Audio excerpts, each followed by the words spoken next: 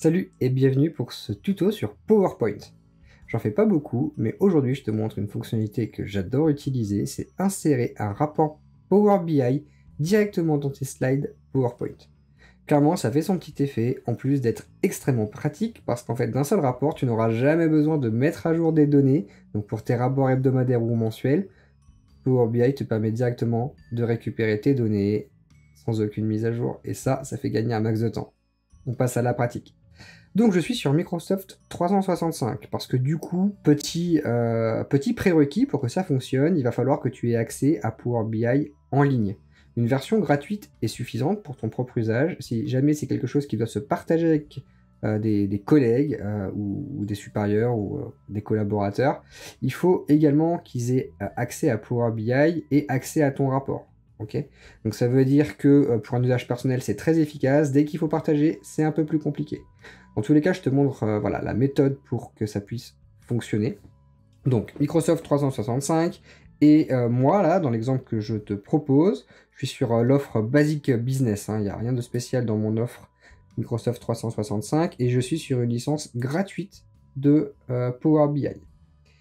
Ce qu'il faut, c'est que ton rapport soit bien posté sur Power BI Online et que du coup tu puisses accéder à ton report de cette manière-là. Okay, donc là je suis sur un graphique relativement classique avec une petite application sur le côté alors qui fonctionne, elle est sur un environnement de développeur, donc voilà, elle fonctionne pas forcément de manière optimale, mais peu importe, c'est pour illustrer comment elle fonctionne.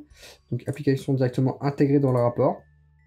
J'ai également des cartes et j'ai également une page autre avec des suggestions. Et l'ensemble de ça, je vais pouvoir le récupérer en fait dans PowerPoint. Donc je vais créer un nouveau PPT. On va prendre un concept, je vais prendre celui-là, le premier qui vient. Voilà, je crée à partir d'un modèle. Donc là, j'invente rien de spécial. Ok, donc là, on a quelques slides par défaut qui sont proposés. Et on va pouvoir rajouter une nouvelle diapositive. On peut regarder les dispositions, voir si ça nous plaise plus que d'autres. Moi, j'aime bien celle-là parce que du coup, on a un grand encart dans lequel on va déjà pouvoir travailler. Je vais l'agrandir un petit peu, là, pour l'exemple. Voilà, je le remonte, je continue. Et une fois que je suis là, on va aller dans les insertions.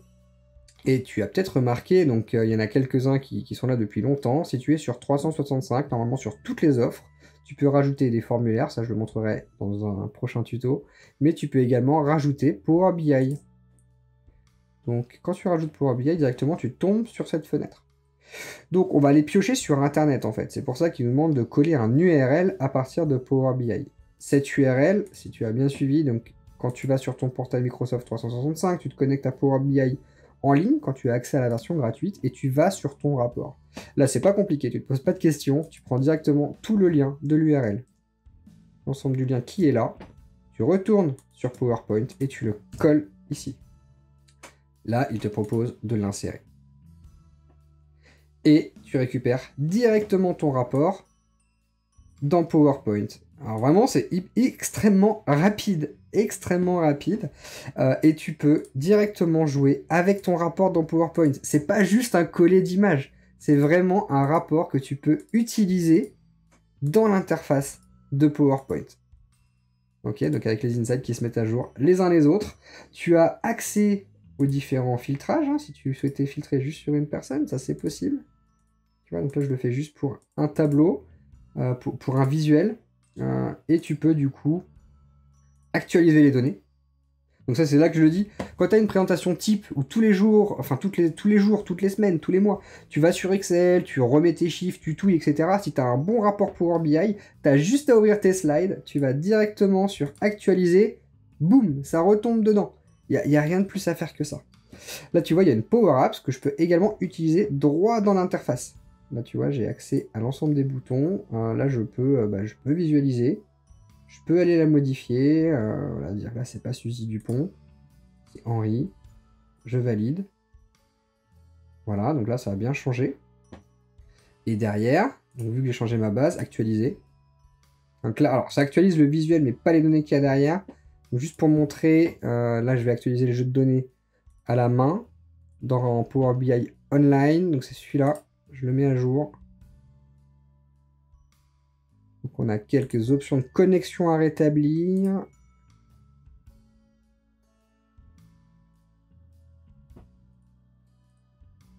Ok, je me connecte.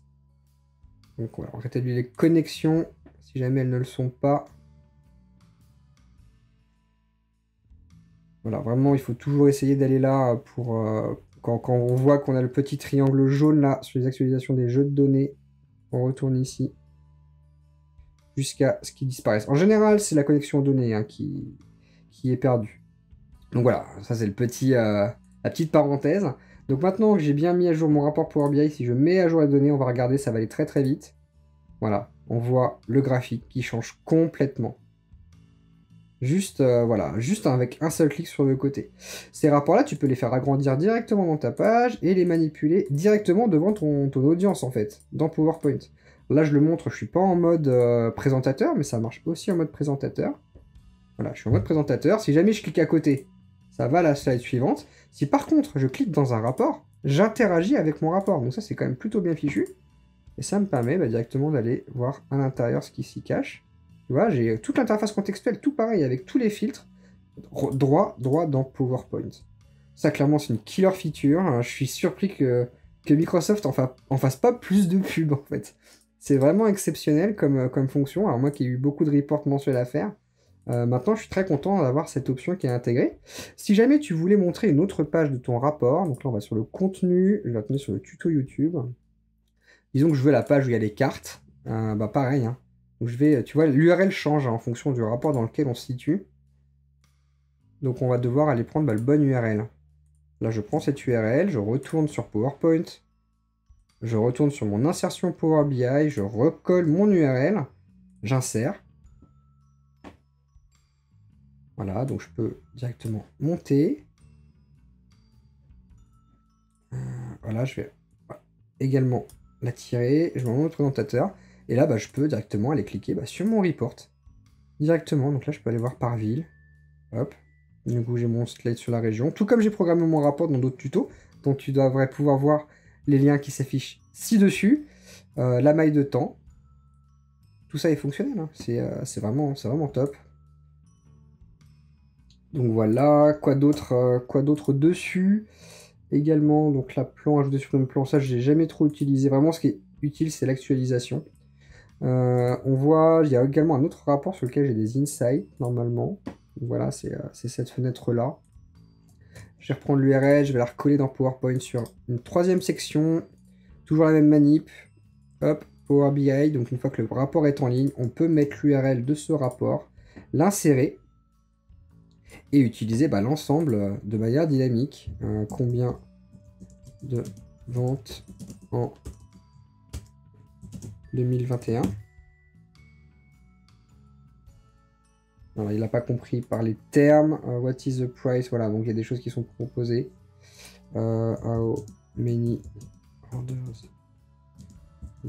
21. L'année. Voilà, en anglais ça passe. Voilà, là on peut voir directement 21. Un trimestre.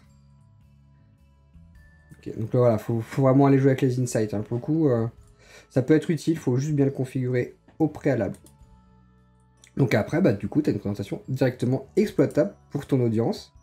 Donc là, page de présentation, et je peux directement montrer les visuels. Si on voit qu'il y a une erreur sur des enregistrements en cours, je peux aller sur une Power App, je peux rechercher. Tout ça, c'est fonctionnel. Alors, je crois que je l'avais fait sur les villes. Donc, si je tape Paris, voilà, la recherche se fait bien sur Paris. Si je le fais sur les Bouches du Rhône, ça interagit. C'est assez exceptionnel parce que, en plus, on peut utiliser cette option pour insérer un rapport Power Apps directement dans PowerPoint, en fait. Ça peut être un usage détourné de ce que je viens de te montrer. Et une fois que j'ai fini de jouer avec mes reports, je clique à côté et ça me permet d'aller à la slide suivante. Et slide suivante, je peux également jouer avec mon report de la même manière et aller à la slide suivante et continuer à jouer avec mon report. Je peux l'agrandir pour voir mieux les insights, je peux rester collé et voir le contextuel. Tout ça avec très peu d'efforts. Voilà pour ce tuto PowerPoint, j'espère qu'il va t'être utile, que tu vas gagner un max de temps. Je suis sûr qu'il va te faire gagner un max de temps, moyennant que tu aies des rapports Power BI qui soient correctement configurés.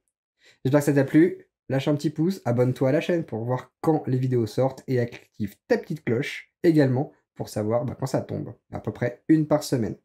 Allez, amuse-toi bien avec PowerPoint, amuse-toi bien avec Power BI pour programmer tout ça correctement. Et nous, on se dit à très bientôt pour un prochain tuto. Ciao!